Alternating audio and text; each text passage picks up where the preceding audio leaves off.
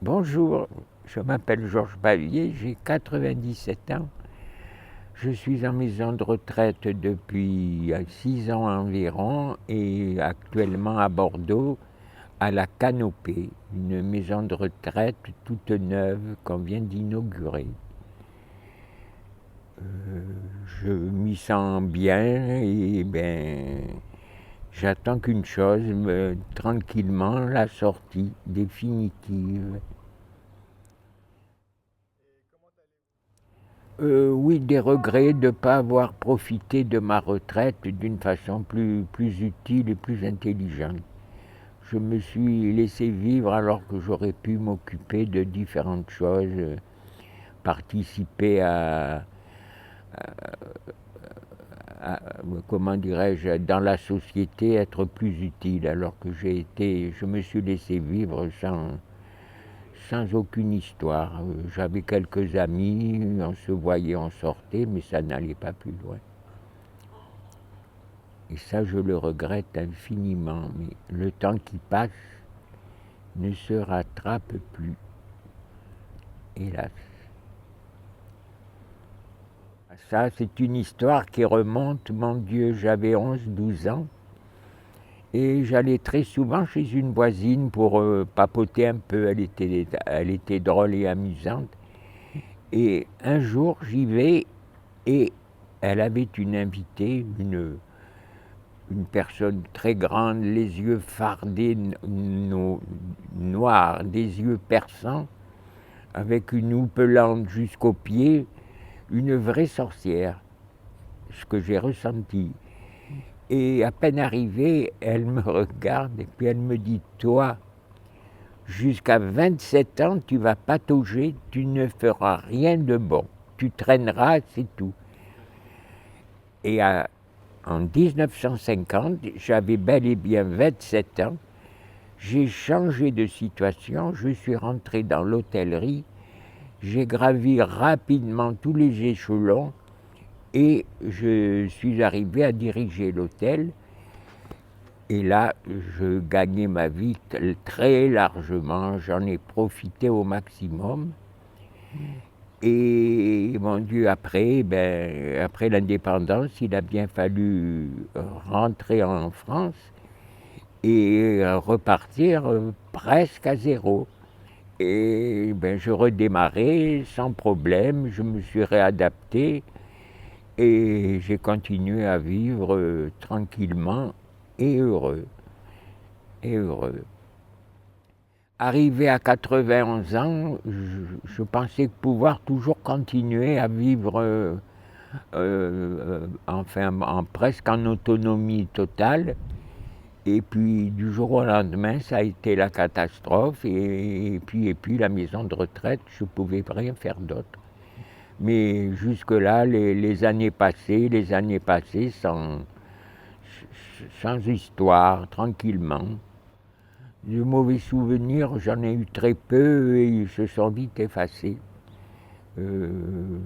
J'ai toujours vécu, comment dirais-je, sans aucun problème. Les jours glissaient sans que je m'en rende compte. Oh, ils reviennent quelquefois, mais tellement estompés que non, ils sont bien, bien fermés, bien clos. Je n'y pense pratiquement plus. Ce qui est passé est passé.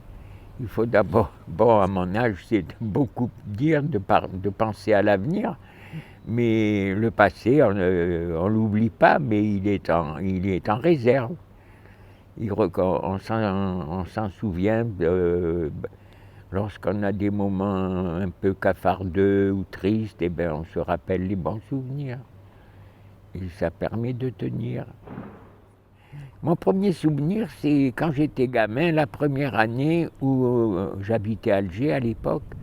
Je suis parti en Savoie avec ma mère en vacances.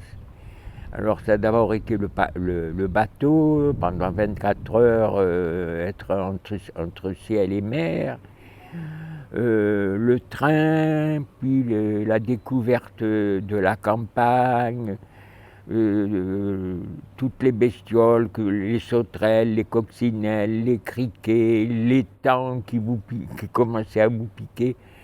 Mais la campagne, les fleurs, c'était de la folie. Ça, je l'oublierai jamais. Et le second, alors il est tout récent, c'était à l'occasion de mes 95 ans.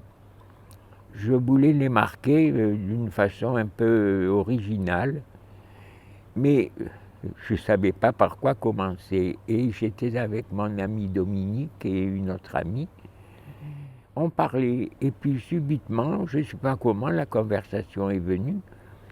L'ami avec qui on était dit « Oh là là, je viens d'apprendre qu'il y a un Anglais de 101 ans qui a sauté en parachute. » Et Dominique qui réplique « Mais moi je sais qu'il y a un Canadien qui a sauté à 102 ans. » Et puis je les regarde, puis je leur dis « Eh bien, il va y avoir un Français qui à 95 ans va sauter en parachute. » Et c'était moi.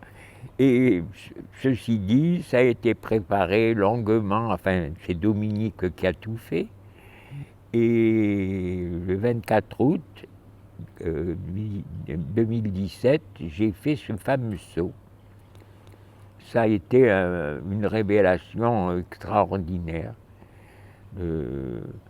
La montée en avion, bon, j'étais très détendu. Alors que mon chirurgien qui était avec moi était un peu, disons, ému. Arrivé à un certain moment, on voit la porte de l'avion s'ouvrir. Aïe, aïe, aïe, j'ai dit ça y est. Le moniteur derrière qui me dit « Sors les jambes ». Ça, j'ai dit ça y est. Et le temps qu'il m'ait dit ça, hop, projeté dans l'atmosphère. Alors là, la tête en bas, les jambes en l'air, les bras qui battaient de tous les côtés. Pendant 2 secondes, j'ai eu le temps de me traiter de tous les noms d'oiseaux en me disant « Mais pourquoi tu as fait cette imbécilité de sauter en parachute ?» Et puis, ça s'est rétabli. Et alors là, c'était l'enchantement, glisser dans l'atmosphère. L'air était pur.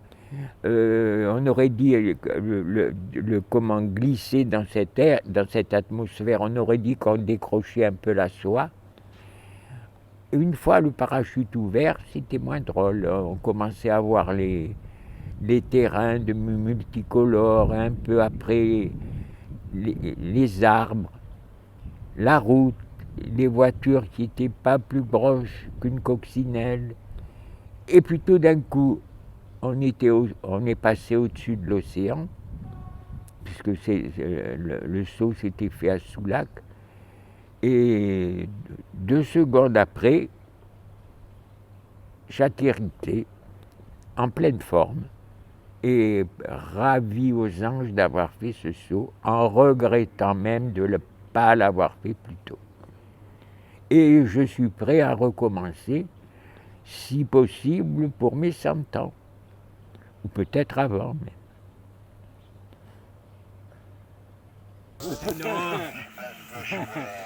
Ça vous a plu? Ah oui.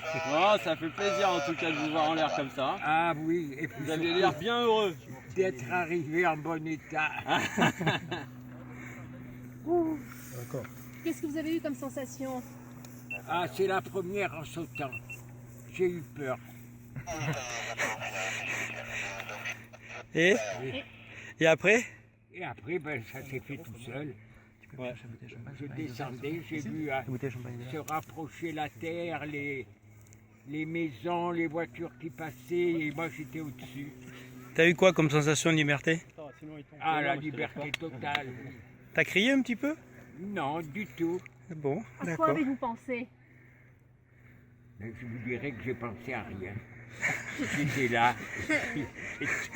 Il a profité. Est-ce que vous voulez nous dire un dernier mot, monsieur Pavier? Ben, je vais vous dire que j'ai été ravi et que, mon Dieu, si je pouvais recommencer, je le ferais volontiers.